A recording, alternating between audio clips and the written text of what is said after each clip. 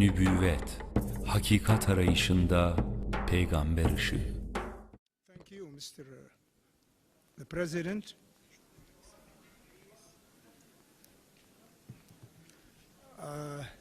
I mean, you know, the light is not enough, so I cannot really read my paper. So in this sense, therefore, I'm going to try to give the paper verbally and try to make sense out of it, because there are some quotations so small that they cannot be really read by my eyes. So my paper, therefore, is an attempt to make a comparison between Al-Allama Nursi and Al-Allama Ibn Khaldun, and my interpretation of social science, of the phenomena of prophethood. Because in social science, of course, we look at these phenomena and we try to understand them,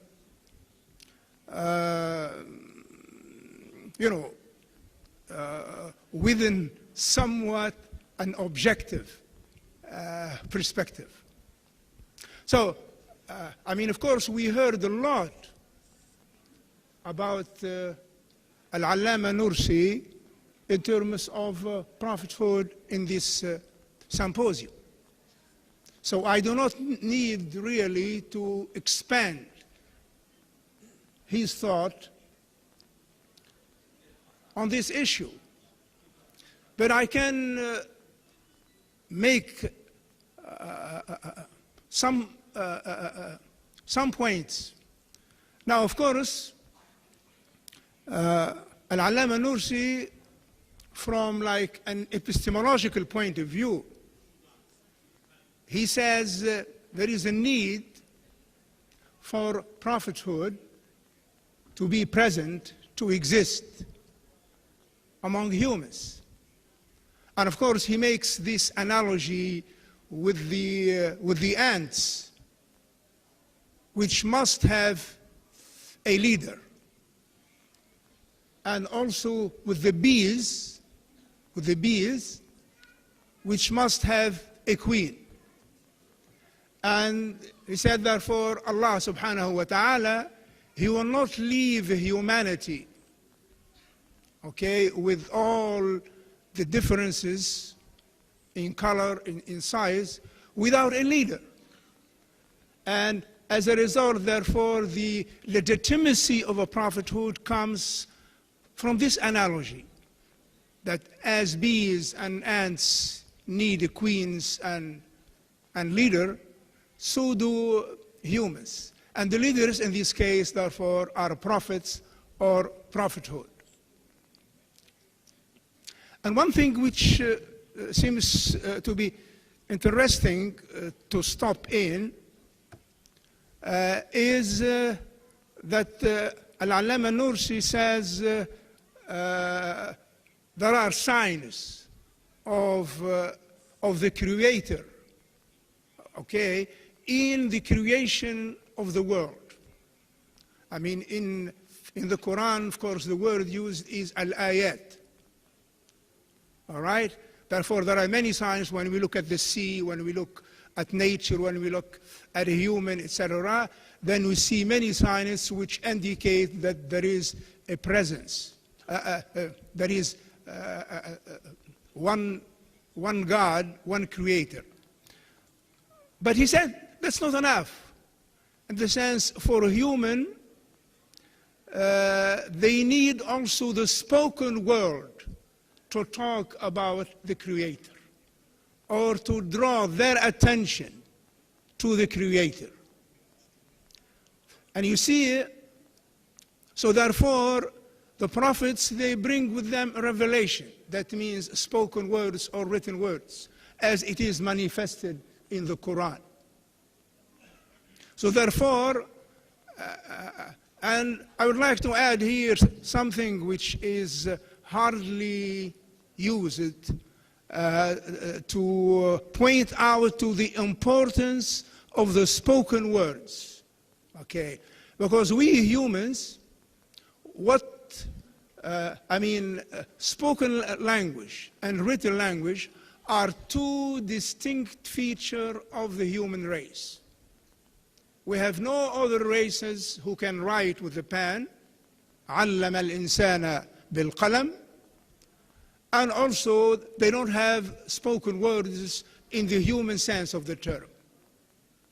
In my own analysis of the cultural symbols are as distinct of the human race, I say without language, the rest of the human, of the cultural symbols, they will not be there. No religion, no law, no science, etc. So the language, therefore, is the distinct feature which distinguishes the human race. Therefore, it is a blessing, therefore, to have a spoken word and a written word in revelation to the prophets so they could admire the existence of the one creator, Allah subhanahu wa ta'ala, in Islam.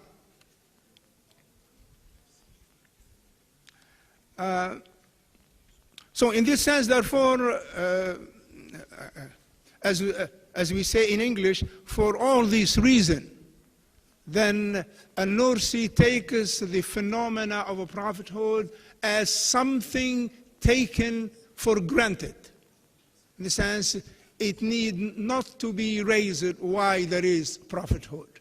There are enough reasons to give it legitimacy or to make it necessary. Now, when we move to Ibn Khaldun, and the light is on better, then Ibn Khaldun also, in his Muqaddimah, his famous book, he spoke particularly in the first part of his Muqaddimah, because the Muqaddimah is made of 6 parts. Okay, he spoke in the first part about prophethood, and also in the last part of his Muqaddimah, he spoke about prophethood. But he spoke more in the first part about prophethood than in the last or the 6th part of his Muqaddimah. Now, Ibn Khaldun, therefore, he resembles Al-Allama Nursi in accepting prophethood as something taken for granted. I mean, as a Muslim scholar, both of them, therefore, Muhammad as a prophet is something taken for granted. It means accepted, endorsed, welcomed, etc. But Ibn Khaldun, I mean, he goes to talk about a few things which are associated with the revelation itself to the Prophet Muhammad alayhi salatu wasalam. Like, look, for instance, when revelation comes to the Prophet Muhammad alayhi salatu wasalam, the Prophet spoke of the feeling or the reaction or even the pain he has, okay, when he receives the revelation. Like his wife Aisha spoke that when revelation came to the Prophet, even in a very cold day, then there is a sweat on the front of the Prophet. Okay, now we have, some verses in the Quran which speaks of the impact or the heavy impact of the revelation on the Prophet. And one verse in Surah Al-Muzammil, it says very clearly, I mean, I can read it here in Arabic better, but I mean, the verse says, Inna, it means Allah is speaking of himself. Inna sanulqi alayka qawlan thaqila. It means we will reveal to you a heavy message. In the sense, you may be sweating when you receive it, or you may be shocked because of it. Okay, so this is the experience of revealing revelation to the Prophet Muhammad alayhi as-salatu was-salam.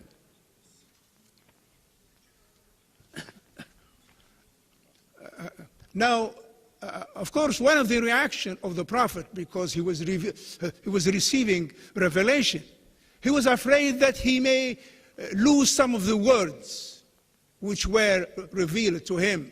So he rushed, okay, to repeat them maybe to his fellow companion, to write them down. So the Quran came and said to him, watch it. Don't be afraid. We will, okay, reveal the Quran and keep it intact. So the Quran says, لا تعجل به لسانك. Don't rush and try to read it very rapidly. لا تعجل به لسانك إنا علينا جمعه وبيانه. So this is, of course, comes to comfort the Prophet that he should not be afraid to lose what he has revealed as revelation. 5 minutes only. Are the things which I have said clear enough? Clear enough. Okay, now the last part I worked when I was in Malaysia. I was in Malaysia in 1997. And one of the things which made me think and make a link between social sciences, all right, and prophethood, that when we come to human knowledge, to knowledge in general, we find that human knowledge, okay, that philosophers and thinkers all around the world, they say in terms of the credibility of human knowledge, all right? They say human knowledge is a problematic knowledge, which means what? Which means it will always have error and has also correctness. So the human knowledge, we cannot say that it is always certain what we have. Even today in what we call exact science, physics, etc., we can talk only of the relativity of the credibility of human knowledge. All right? Then if a human knowledge, like look for instance at Ibn Khaldun, he has a law, he called it Qanun al-Mutabaqah, the law of conformity. Because his historian before, they told us, for instance, that the pyramids in Egypt, because they are so great and so gigantic, they say, hey, look, these were built by giant Egyptian, very tall Egyptian. Khaldun, he said, how could we check this is true or false? He said, when we go today to the pyramids in their doors, we find the doors are very regular doors. It means the Egyptian who built the pyramids, they were not giant people.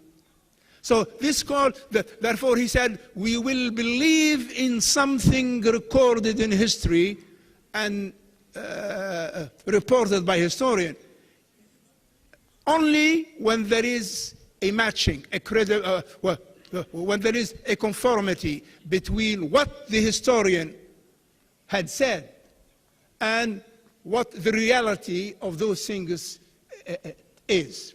And in this sense, therefore, human knowledge is doubtful. There is always uncertainty about it. And I said, therefore, prophethood, which brings the true knowledge, the certain knowledge, the absolute knowledge, there is a need for it. Look, for instance, just an example, drinking alcohol, all right? We know, in Western society, drinking alcohol has become a custom. And there is a big debate, and all reports in Western society, they say it's not good for car accidents, for. But of course, people, because they are accustomed, they cannot very easily,